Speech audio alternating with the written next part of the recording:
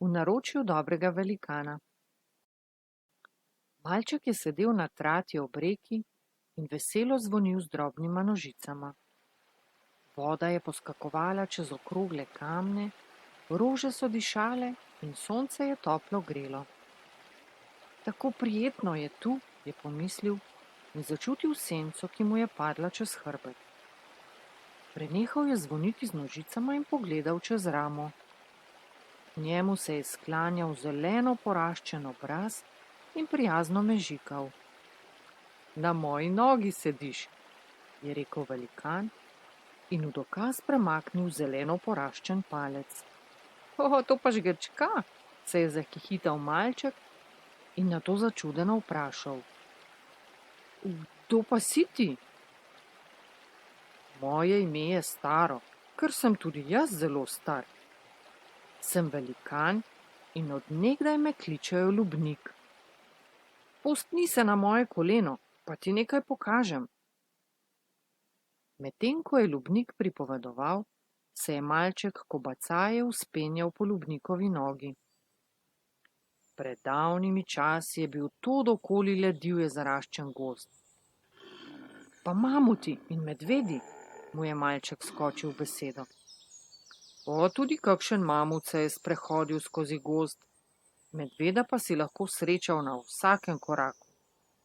Prvi ljudje so si svoja bivališča uredili v jamah, še danes imam zato luknje v kolenu, se je glasno zakrohotal Ljubnik in malčku pokazal Ljubniško jamo, eno od prazgodovinskih bivališč na svoji nogi. A tu, da so živeli ljudje? Ja, kako pa to veš, je zanimalo malčka. V jami so našli kupe posod in orodja, ki so ga jamski prebivalci sami izdelali iz kamnov in živalskih kosti. Danes je vse to shranjeno v muzeju na Loškem gradu. Vidiš grad? Tu pod nama, je Ljubnik z zeleno poraščenim prstom pokazal na veliko hišo nad mestom. Malček je zagledal stavbo z brezštevilnimi okni in stolpi na vogalih, pod njo pa visoke hiše, postavljene tesno ena ob drugo. Kdo je postavil vse te hiše? Ljudje iz jame? Je vprašal velikana. Ta pa se je udobno naslonil in rekel. Že davno tega so ljudje ugotovili, da je živeti v hiši bolj prijetno, kakor v jami. Domovanja so si postavili na travnatem svetu ob vodi in vas poimenovali Lunka ali Loka. Velikan je s poraščeno roko pokazal predse. Vidiš to ravno polje pred nama, pa dve dolini, kjer tečeta reki, vsaka je na eni strani mojih ramen. Malček je bil premajhen, da bi videl vse lepote, ki mu jih je opisoval Ljubnik, zato ga je ta narahlo prijel svojo močno zeleno roko in si ga poveznil vrh glave. Hej, Triglav vidim! Res je, tam je moj višji bratranec. Od starosti ima vse tri glave že precej sive, se je namuznil Ljubnik.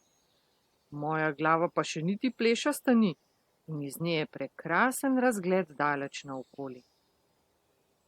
Spet vidiš grad, kjer je nekoč živel škof, ki je vladal mestu in okolici. Mesto je po njem dobilo ime Škofja Loka. Malček je z zanimanjem poslušal Ljubnikovo pripovedovanje. Pod gradom je mesto in pod njim teče reka Sora, kjer si prej cingljal z nožicama. Reka varuje mesto in mu daje življenje. Všeč mi je rekel malček. Tu bi bil rad doma. Po Ljubnikovih pobočjih se je kakor po toboganu spustil nazaj k reki in mehko pristal v mestu na sotočju dveh Sor. Velikan Ljubnik pa se je zadovoljno potopil v svoje zelene tisočletne sanje.